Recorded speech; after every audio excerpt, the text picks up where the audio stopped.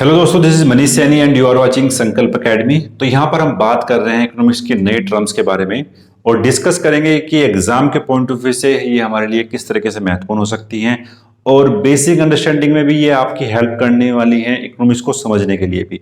तो उन्हीं के बारे में, उन्हीं टर्म्स के बारे में आज डिस्कस करेंगे और जो एग्जाम के लिए हमारे लिए क्या महत्वपूर्ण हो सकता है उसके बारे में भी यहाँ पर हम बात करने वाले हैं। अगर आप इस चैनल पर नए हैं तो प्लीज सब्सक्राइब करें, अपने दोस्तों के साथ शेयर करें। आप शेयर करते हैं, सब्सक्राइब करते हैं तो हम भी यहाँ पर मोटिवेट होते हैं जानकारी आप तक पहुँचाने के लिए। आप हम टेलीग्राम पर ज्वाइन कर सकते हैं। टेलीग्राम पर जो हमारा चैनल है वो इन अकेडमी के नाम से ही है, नीचे हमने लिंक दिया है, आप वहाँ से हमको ज्वाइन भी कर सकते हैं। तो हम बात करते हैं यहाँ पर पहला जो हमारे पास टर्म्स है वो है यहाँ पर अवमूल्यन यानी डिवैल्यूएशन। यहाँ पर यह है कि किसी विदेशी मुद्रा की तुलना में जब हम जानबूझकर अपनी मुद्रा का यहाँ पर उसका मूल्य कम करते हैं तो उसको हम अवमूल्यन या डिवैल्यूएशन बोलते हैं। यदि हम बात करते हैं, अगर हम बात करते हैं रुपए की जो वैल्यू है उसको हम 70 रुपए से बढ़ाकर यहाँ पर 80 रुपए करते हैं डॉलर के मुकाबले में, तो ये हमारी मुद्रा का यहाँ पर अवमूल्यन हुआ। कई बार ये इकोनॉमिक कंडीशन की वजह से होता है, कई बार जो वहाँ की गवर्नमेंट है वो ऐसा जानबूझकर भी करती है। अभी पिछला उदाहरण यहाँ पर हमें देखने को मिला था चाइना में अपनी करेंसी का अवमूल्यन यहाँ पर किया था। इसका जो मेन पर्पज होता है करने का वो यहाँ पर होता है कि हम यहाँ पर अपने इंपोर्ट को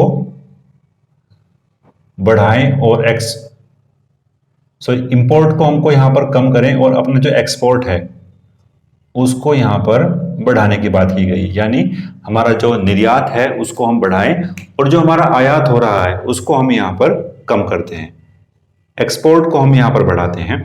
तो इसका जो मेन पर्पज है वो निर्यात को बढ़ाने के लिए यहाँ पर जो देश है वो ऐसे डिसीजन यहाँ पर लेता है। अगर हम बात करते हैं भारत के इतिहास में भी ऐसी 3 बार घटनाएं यहाँ पर घटी हैं जब हमने अपने रुपए का अवमूल्यन करने की आवश्यकता पड़ी थी। बात करते हैं कौन कौन से ईयर में, तो 1949 में और 1969 में और 1991 में।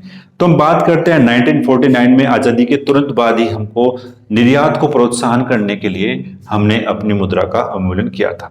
फिर जो हमको आवश्यकता पड़ी 1966 में और एलपीजी रिफॉर्म के दौरान 1991 में हमने अपनी मुद्रा का यहाँ पर अवमूल्यन किया था, यानी अपनी मुद्रा की वैल्यू को घटाया था, जिसकी वजह से हम यहाँ पर निर्यात को प्रोत्साहन कर सकते थे।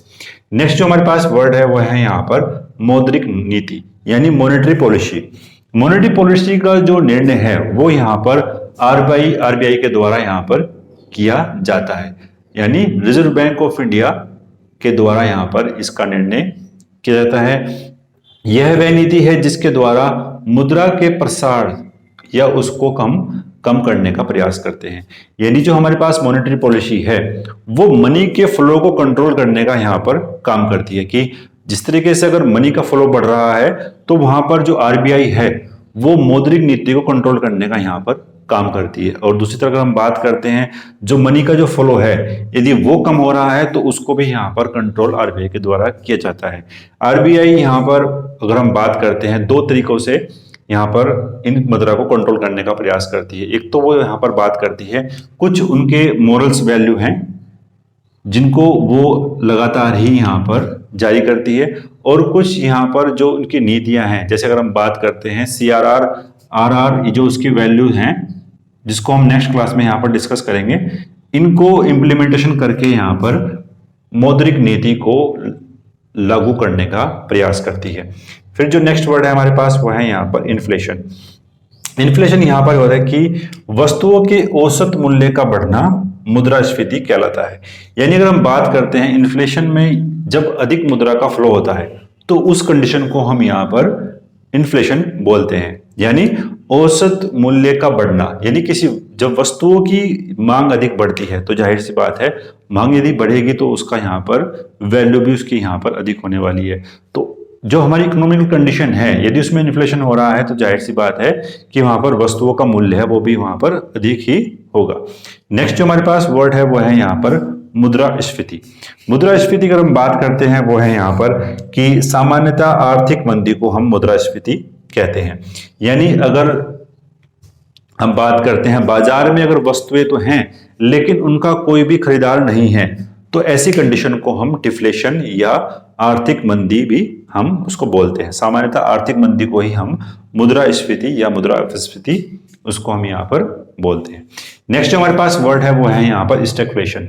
जब इन्फ्लेशन के साथ साथ मंदी की भी स्थिति हमको दिखाई पड़ती है, यानी इन्फ्लेशन और प्लस रिसेशन, ये दोनों ही कंडीशन जब होगी तब वहां पर स्टैग्फ्लेशन होगा।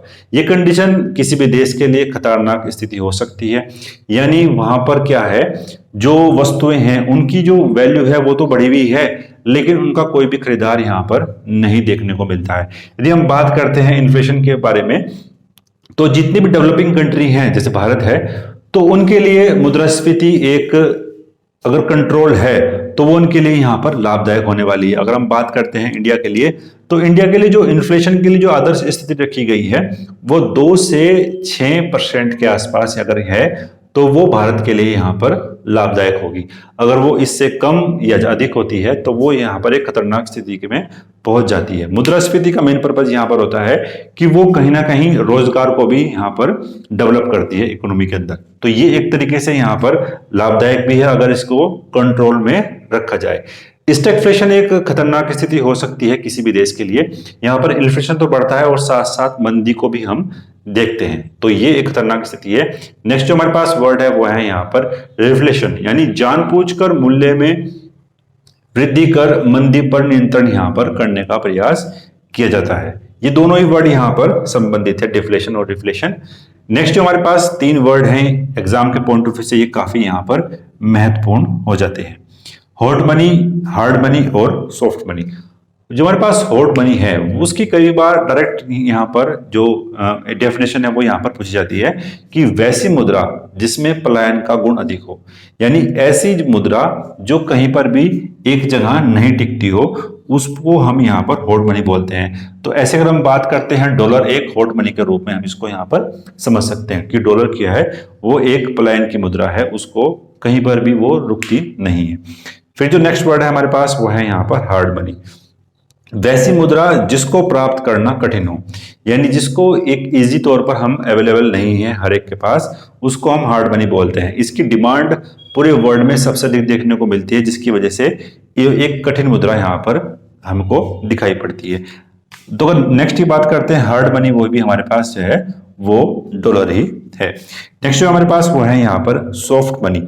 वैसी मुद्रा जिसको प्राप्त करना आसान हो, उसको हम यहाँ पर सॉफ्ट मनी बोलते हैं। तो अगर हम बात करते हैं किस देश की करेंसी हमारे लिए सॉफ्ट करेंसी होगी, तो वो होगी यहाँ पर, जैसे हम बात करते हैं नेपाली मुद्रा। नेपाल की जो करेंसी है वो हमारे लिए क्या होगी, सॉफ्ट करेंसी होगी। ऐसे अगर हम बात करते हैं पाकिस्तानी रुपया भी एक तरीके से सॉफ्ट करेंसी है, क्योंकि उसकी डिमांड इतनी नहीं है पूरे वर्ल्ड में। पूरे वर्ल्ड में जो डिमांड है वो यहाँ पर डॉलर की है। तो डॉलर को ही हमने यहाँ पर हॉट मनी और हार्ड मनी के तौर पर यहाँ पर समझने का प्रयास किया है।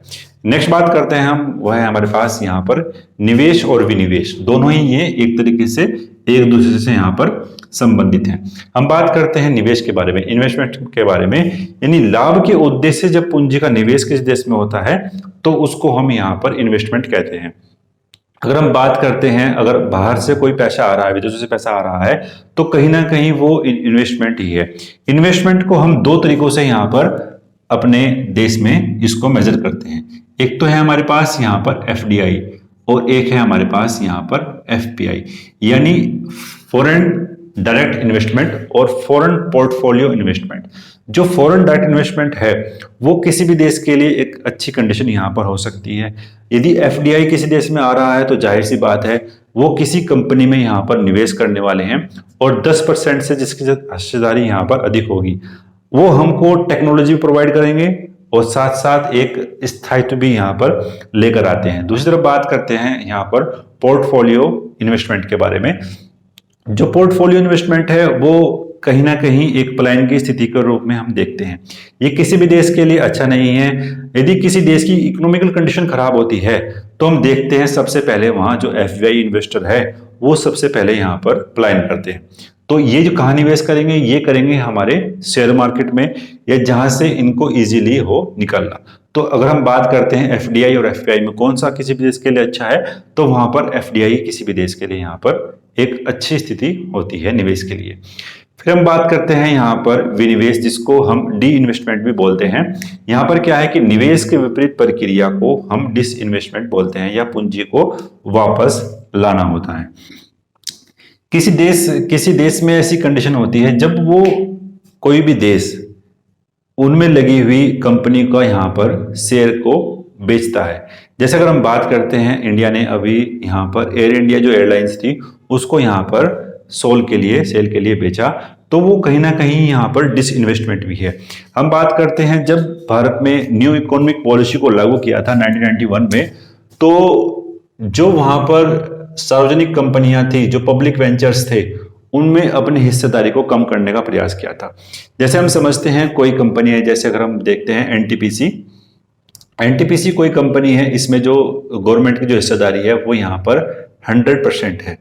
अब अगर हम बात करते हैं जो एनटीपीसी है, गवर्नमेंट का डिसीजन आया है कि एनटीपीसी में अब हम अपने शेयरों को कम करना है, तो हम क्या करेंगे, 50% से इसके शेयरों को यहाँ पर कम करने का प्रयास करेंगे। कई बार ये 49 भी हम देखते हैं, यानी 49 जो हिस्सेदारी है उसको हमने यहाँ पर रीसेल किया है। तो कहीं ना कहीं ये क्या है, ये यहाँ पर डिसइन्वेस्टमेंट हमें दिखाई देता है। यानी किसी कंपनी की हिस्सेदारी को बेचना, गवर्नमेंट अपनी हिस्सेदारी को बेचती है, तो वो कहीं ना कहीं यहाँ पर डिसइन्वेस्टमेंट ही है। नेक्स्ट जो हमारे पास टर्म्स है वो है यहाँ पर डंपिंग। डंपिंग क्या है, किसी देश के द्वारा अपने यहाँ उत्पादित वस्तुओं का मूल्य बहुत कम करके दूसरे देश को निर्यात करना। यानी अगर हम बात करते हैं किसी देश में उसका अधिक उत्पादन हो रहा है किसी वस्तु का, तो इसकी खपत को पूरा करने के लिए वो इसको दूसरे देश में यहाँ पर उसके मूल्य को कम करके बेचती है। ये दो कंडीशन हो सकती हैं, या तो अगर हम किसी देश को उसमें प्रतियोगिता लाना चाह रहे हैं, या उसको कोई ना कोई आर्थिक नुकसान यहाँ पर करना चाह रहे हैं, तो हम डंपिंग का प्रोसेस यहाँ पर करते हैं। अपने देश में उत्पादित कोई वस्तु को उसके मूल्य को कम करके हम दूसरे देश को यहाँ पर निर्यात करते हैं, ताकि उस देश को एक आर्थिक हानि यहाँ पर हो सके, या कहीं ना कहीं उसके यहाँ जो निर्मित माल है उसमें यहाँ पर कमी देखने को मिलती है। फिर हम बात करते हैं, 3 वर्ड हमारे लिए यहाँ पर काफी महत्वपूर्ण जाते हैं, प्राइवेटाइजेशन, लिबरलाइजेशन और ग्लोबलाइजेशन। ये तीनों वर्ड हमको देखने को मिलते हैं भारत में 1991 में, जब भारत ने न्यू इकोनॉमिक पॉलिसी को लागू किया था। ये 3 वर्ड हमने यहाँ पर अपनाए थे। पहला जो वर्ड है वो है यहाँ पर प्राइवेटाइजेशन, यानी अर्थव्यवस्था में निजी भागीदारी को बढ़ाना। जब 1991 में न्यू इकोनॉमिक पॉलिसी को लागू किया गया इंडिया में, तो भारत में अगर हम बात करते हैं तो पब्लिक वेंचर्स का सबसे बड़ा हिस्सेदारी थी पूरे इकोनॉमी में, तो उसको यहाँ पर कम करने का प्रयास किया था प्राइवेटाइजेशन के द्वारा। अर्थव्यवस्था में निजी भागीदारी को बढ़ाने का यहाँ पर प्रयास किया गया था, ताकि जितने भी हो सके प्राइवेटाइजेशन यहाँ पर अधिक से अधिक किया जा सके। नेक्स्ट जो हमारे पास है वो है यहाँ पर लिबरलाइजेशन, यानी निजी क्षेत्र के लिए एक उदार नीति को हम यहाँ पर समाप्त करें। यहाँ पर अगर हम बात करते हैं, एक तरीके से ये लाइसेंस राज को भी समाप्ति थी। जो लाइसेंस राज चला आ रहा था 1991 से पहले, उसकी समाप्ति भी यहाँ पर हमें दिखाई पड़ती है, ताकि हम ऐसे नॉर्म्स क्रिएट कर सकें, ऐसे कुछ नियमों को बना सकें, ताकि जो निजी क्षेत्र है वो सही तरीके से यहाँ पर अपने इकोनॉमिकल कंडीशन को लागू कर सके। नेक्स्ट जो हमारे पास वर्ड है वो है यहाँ पर ग्लोबलाइजेशन, यानी किसी देश की अर्थव्यवस्था का विश्व की अर्थव्यवस्था से जुड़ना ही यहाँ पर ग्लोबलाइजेशन है। यानी एक पूरा देश एक मुट्ठी के तौर पर हम इसको समझ सकते हैं कि जितनी भी मुट्ठी हैं वो सब यहाँ पर आपस में जुड़ी हुई हैं, और सब जो हैं एक दूसरे को सहयोग करके आप यहाँ पर इसको समझ सकते हैं। किसी देश की अर्थव्यवस्था का पूरे देश की अर्थव्यवस्था के साथ जुड़ना, उसके साथ ट्रेड करना, उसके साथ व्यापार करना, उसके जो नियम्स हैं WTO वगैरह के वो यहाँ पर लागू होते हैं। तो पूरे के पूरी तरीके से ये एक अर्थव्यवस्था के रूप में हम इसको देख सकते हैं। विश्व की जो अर्थव्यवस्था है उसके साथ ही यहाँ पर मैनिपुलेट होनी स्टार्ट ये हो जाती है जब हम यहाँ पर ग्लोबलाइजेशन को यहाँ पर लागू करते हैं। तो जितने भी टर्म्स थे उसको हमने यहाँ पर समझने का प्रयास किया। आशा करते हैं आपको ये चीज़ यहाँ पर समझ में आई होगी। अगर आपको कोई भी डाउट है, कोई भी आपके मन में प्रश्न है किसी टर्म्स को लेकर, तो आप उसे कमेंट बॉक्स में लिख सकते हैं, उसको हम यहाँ पर डिस्कस कर लेंगे। मिलते हैं नेक्स्ट वीडियो में। धन्यवाद। जय हिंद।